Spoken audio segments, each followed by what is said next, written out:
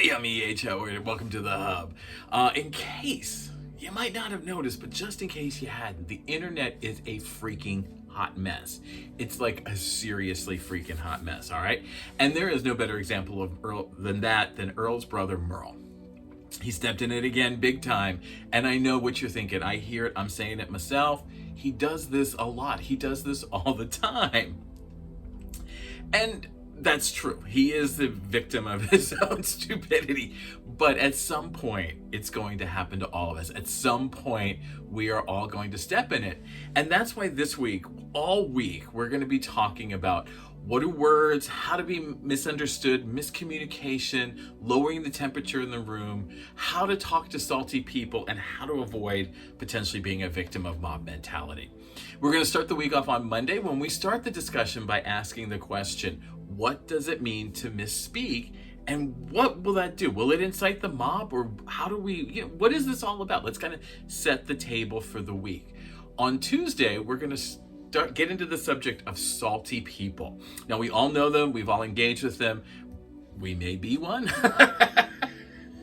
But at some point, we have all been on the receiving end of their anger, their upset, whatever it is, we have been on the receiving end of that. And we just need to look at it and figure out what happened, why they are the way they are, and see if we can develop a place of understanding and communication so we can kind of work with these people if we so choose.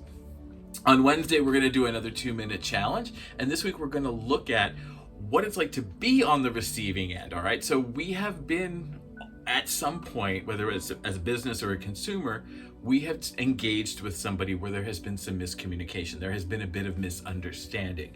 And what does that feel like? What does it mean to us? How did we react? What did they say? We're going to look at all of that and see if we can start to come up with some solutions on how to avoid it in the future, how to be a better business and a better business person, and how to communicate more effectively with our consumers.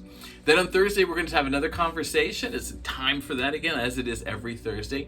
And this week, we're going to talk about being responsible for what you say. All right. Now, being responsible for what you say doesn't necessarily mean that you're responsible for the other person's reactions. We're going to talk about that. We're going to talk about how to what can you say that can lower the reaction? We're going to look at the whole thing from all sides. We're going to start to bring everything together on Thursday, which means on Friday it's going to be another weekend review. I don't even know where the hell I am.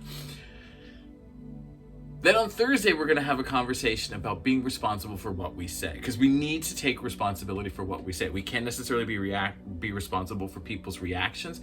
We can be responsible for what we say and how we say it. Then finally on Friday, we're going to bring it all together with another weekend review. And this week, we're going to talk about our new besties.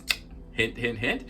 And we're going to bring it all together, tie it up with a nice little bow, and understand what we've learned, how we've learned it, and what we can use to take off with us into the future so that we can hopefully avoid miscommunication and misunderstanding.